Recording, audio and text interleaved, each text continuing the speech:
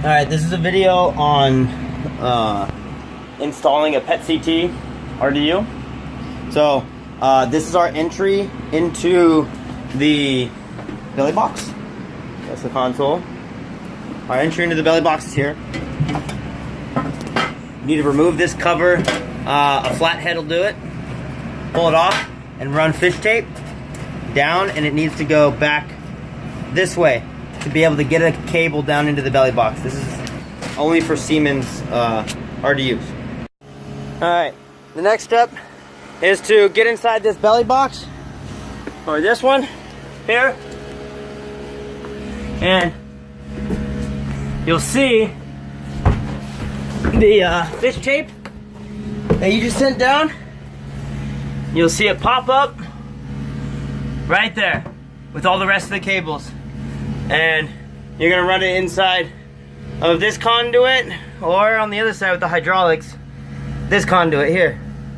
Now, run it along the side, and it's gonna run all the way down to the back and connect to the chiller lines. We're gonna get into that next. Okay, so now we're in the belly box. That fish tape, when you send it down, comes up. It comes down into the trailer right through there.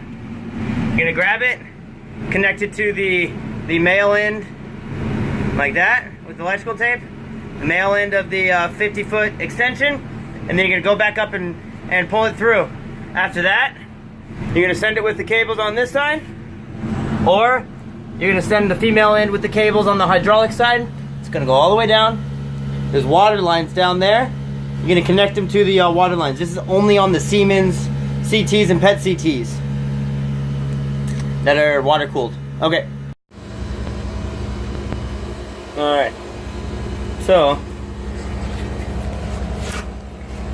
the insulation here is going to be, let me get a better angle. The insulation is going to be cut back on these water lines around, and then the bullet sensor attached. Electrical tape wrapped, and the insulation cut long ways like this, so that and then the insulation pulled together and wrapped up very tight right there, so there's no exposure, no leaking, and wrapped all the way down there and continue it down so it's holding the line. Do that on both lines. Alright? Alright, so we ran the auxiliary cable through here, from the front, through here, all the way to these water lines here that you'll see. These go into the gantry. We do not want to get into the gantry. We want to access the water lines here. And what we did is we cut it off here, the insulation, and peeled it back, and then sliced long ways like that on both lines.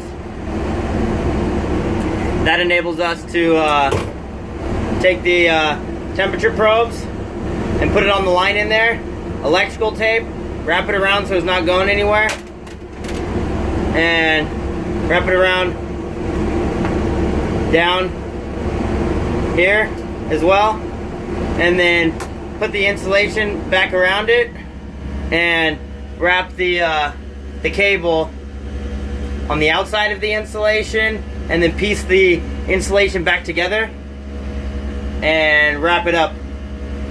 Make sure it's completely covered so that no condensation can get out and start dripping. Completely covered with the electrical tape, and you want to make it pretty tight and hold the insulation tight at the point that you cut the insulation, so that it maintains its integrity. So that's it.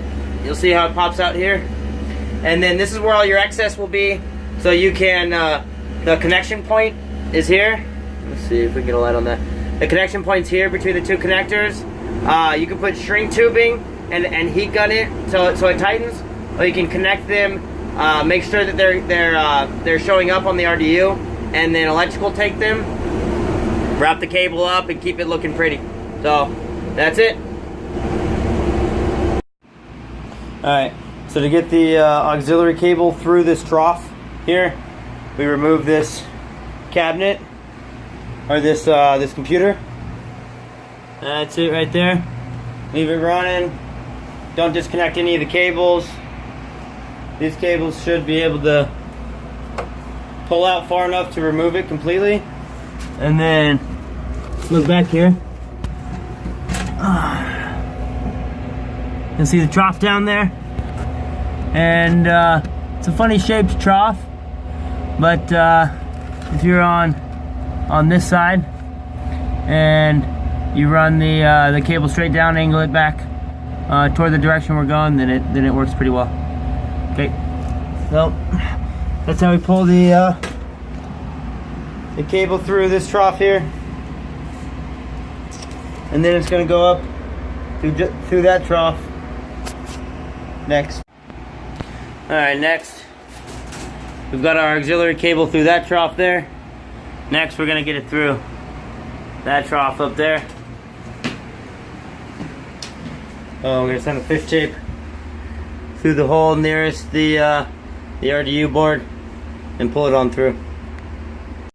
Alright, the next step is to get your fish tape here and run it through this trough, and it's going to come out right there.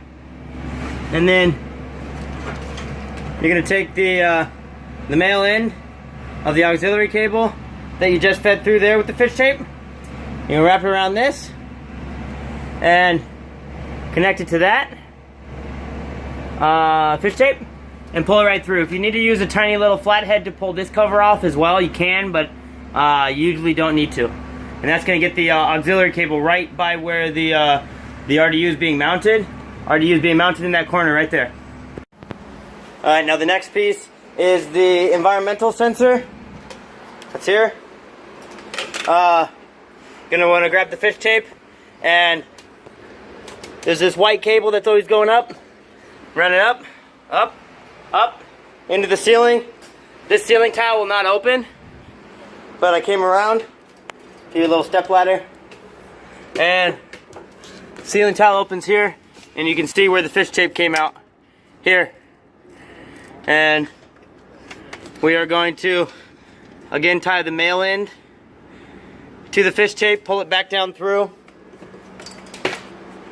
Then the female side, you know, tie it, make it look professional, tie it to the cables that are there, run it down through here, the female end, and then it's going to pop out right there where the RDU is going to be mounted. Here, you'll see that in the end. The environmental sensor, you are going to run the male cable with the rest of the cables in here. There's little eyelet hooks that you can see every couple feet, and you're going to run it down, and you want to put the temperature and humidity sensor near the return vent or right above the return vent. If there's no return vent, I've seen some that didn't have any return vent in here. There's some tiny ones right here that the return air will be traveling back through. So all the environmental sensors, they'll come with double-sided Velcro here. So we want to tie it off to some cables where you can. Like here would be great. Tie it off to cables so if that Velcro unsticks, it's not going to go too far. I don't expect it will though. And then, because this is a really good surface to stick on, and then stick it up there right above the return vent. Okay, that's it. Alright, so that's the return vent. That's the sensor stuck to the top, and it tied off there. And make sure the ceiling tiles get put back, and you probably want to wear some gloves, and if not, wipe off the ceiling tiles when you're done, because your hands get it all messy, don't forget to put all the ceiling tiles back. Alright? Alright, next is mounting the RDU board. Make sure that your connector that comes from the UPS can reach over to a outlet, and that there is an available outlet, otherwise you'll need a splitter. Some other things that are important to consider is the antennas. You'll have to pull the antenna away from the Velcro in order to screw in this and this hole. If you just yank, that part right there is gonna come off if you just yank. Please do not just yank. Hold this and pull the antenna away from you to get it to disconnect. And then when you reconnect it, make sure that with some needle nose or something, channel locks, that this connector is tight on both ends. They both go in opposite directions. So this one, you're actually tightening when you stick it back. This one, you're not tightening when you stick it back, so you gotta double over and make sure it's staying tight. Okay? And then you'll have to disconnect this also to screw that in. And then when you're done, just make sure it gets plugged back in. Okay, that's the mounting of the RDU board. Also, I don't want to put it all the way to the top here. I want to leave some room for serviceability to be able to pull this off if needed, and to be able to affect and change cables on the top of the RDU board if needed. Okay. This is how the board should look when you're finished.